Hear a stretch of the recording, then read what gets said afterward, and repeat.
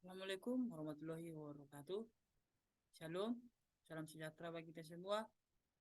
Namo Buddhaya, salam kebajikan. Perkenalkan, nama saya Sarwa Sormin dengan NIM B1B12209. Saya merupakan mahasiswa dari Prodi Ilmu Pemerintah. Di video kali ini saya akan membahas tentang anggaran pendapatan dan belanja daerah kabupaten. Di video kali ini saya akan membahas materi tersebut untuk memenuhi tugas UTS dari Bapak Alfa Beriansa, SIP MIP dari mata kuliah Tata Kelola Keuangan Pemerintah. Lalu saja kita masuk ke materi yang pertama, yaitu pengertian anggaran pendapatan dan belanja daerah. Anggaran pendapatan dan belanja daerah atau lebih sering disebut dengan APBD merupakan rencana penerimaan dan pengeluaran pada pemerintah daerah selang satu tahun anggaran yang digunakan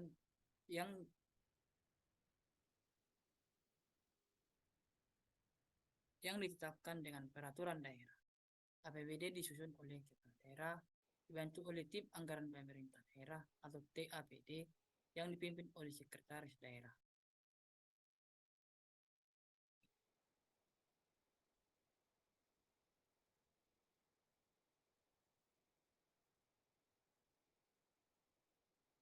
Adapun tujuan APBD yang pertama yaitu pendapatan daerah adalah semua hak daerah yang diakui sebagai penambah nilai kekayaan bersih dalam periode tahun anggaran berkenaan. Yang kedua, belanja daerah adalah semua kewajiban pemerintah daerah yang diakui sebagai pengurang nilai kekayaan bersih dalam periode waktu berkenaan.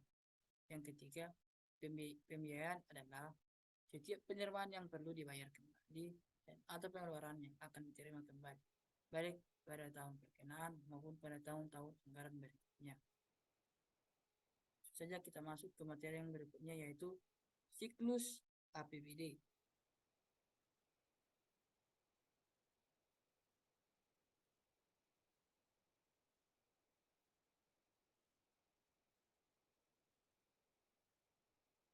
APBD disusun sesuai dengan kebutuhan penyelenggaraan pemerintahan dan kemampuan pendapatan daerah.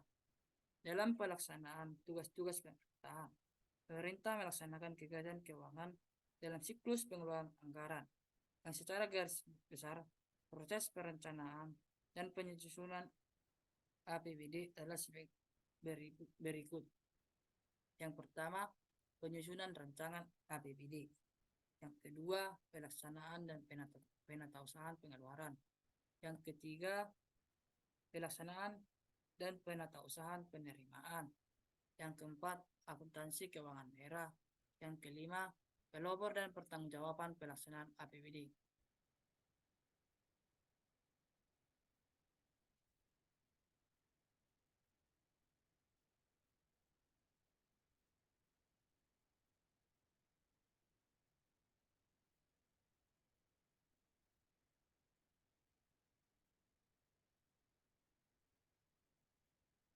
Penyusunan APBD berpedoman kepada rencana kerja pemerintah daerah dalam rangka mewujudkan pelayanan kepada masyarakat untuk tercapainya tujuan bernegara. APBD, perubahan APBD, dan pertanggungjawaban pelaksanaan APBD ditetapkan setiap tahun dengan peraturan daerah.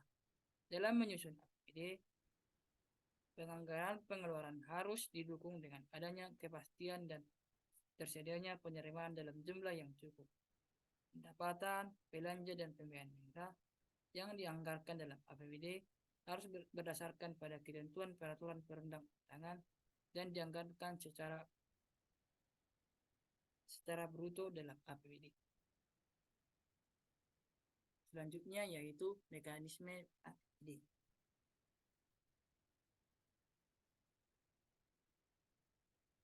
Proses penyusunan APBD dimulai dengan penyusunan rancangan kebijakan umum APBD atau KUA dan dokumen prioritas dan plafon anggaran sementara atau PPAS.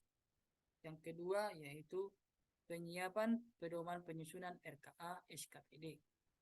Yang ketiga yaitu penyusunan RKA SKPD. Yang keempat penyusunan Raperda APBD. Yang kelima pembahasan Raperda APBD dan penyusunan Raper KDH. Yang keenam evaluasi Raperda APBD dan Raper KDH penjabaran APBD. Yang ketujuh, penetapan Perda APBD dan Per KDH penjabaran APBD. Yang kedelapan, pembatalan Perda APBD dan Per KDH penjabaran APBD. Yang kesembilan, penyusunan Raper KDH APBD. Dan yang kesepuluh, penetapan Raper KDH APBD. Selanjutnya yaitu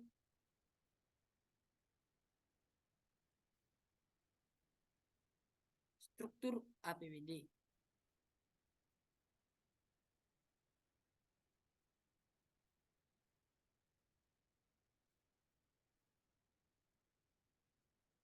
Yang pertama adalah pendapatan daerah. Pendapatan daerah adalah semua penerimaan uang melalui rekening kas umum daerah yang menambah ekuitas dana merupakan hak daerah dalam 1 tahun anggaran yang tidak perlu dibayar kembali oleh daerah. Pendapatan asli daerah. Pendapatan terdiri atas yang pertama, pendapatan asli daerah atau PAD. PAD sendiri terdiri dari pajak daerah, distribusi daerah, hasil pengelolaan kekayaan daerah yang dipisahkan.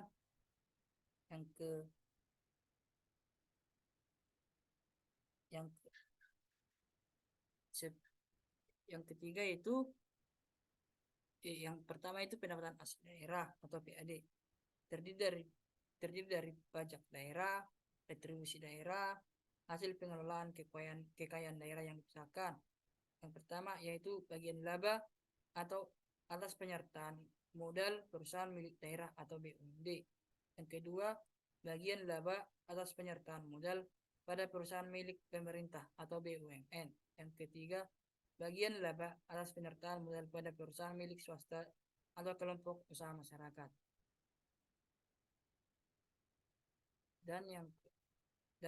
Dan lain, pendapatan asli daerah yang sah.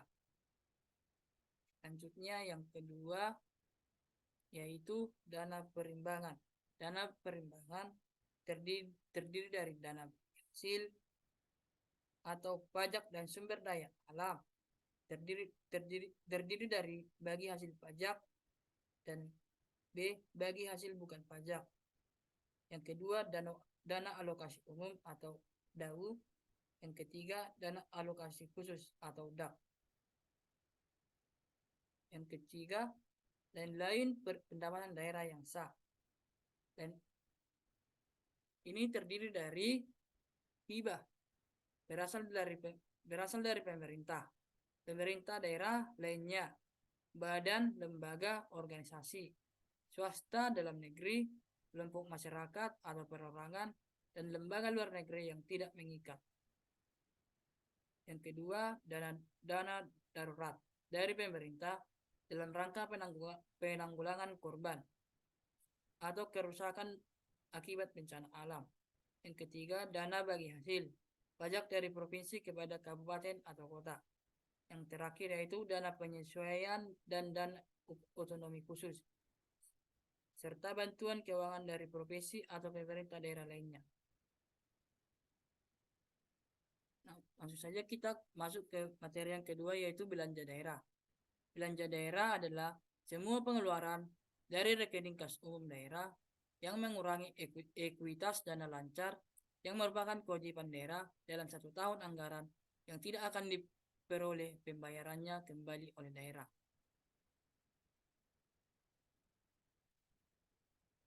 Klasifikasi belanja menurut urusan pemerintahan. Yang pertama itu belanja urusan wajib. Belanja urusan wajib itu yang pertama itu pendidikan, kesehatan, pekerjaan umum, perumahan rakyat, penataan ruang, perencanaan pembangunan, perhubungan, lingkungan hidup, pertanahan, kependudukan, dan catatan sipil. Yang kedua yaitu klasifikasi belanja menurut fungsi yang digunakan untuk tujuan keselarasan dan keterpaduan pengelolaan keuangan negara.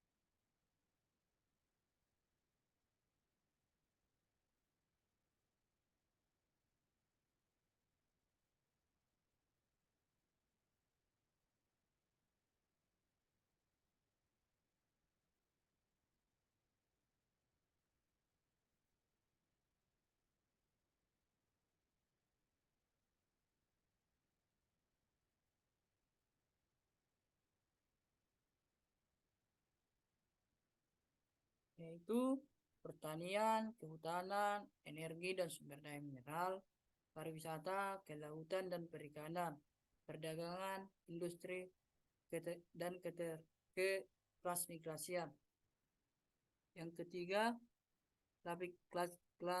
klasifikasi belanja menurut organisasi disesuaikan dengan susunan organisasi pada masing-masing pemerintahan daerah.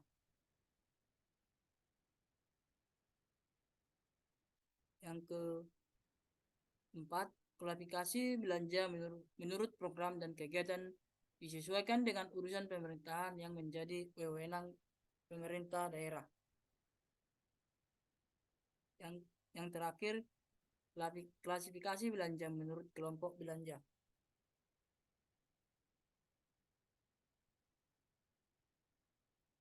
Terdiri dari belanja tidak langsung. Belanja tidak langsung yaitu belanja pegawai, bunga, subsidi, hibah, bantuan sosial, belanja bagi hasil, dan belanja tidak terduga.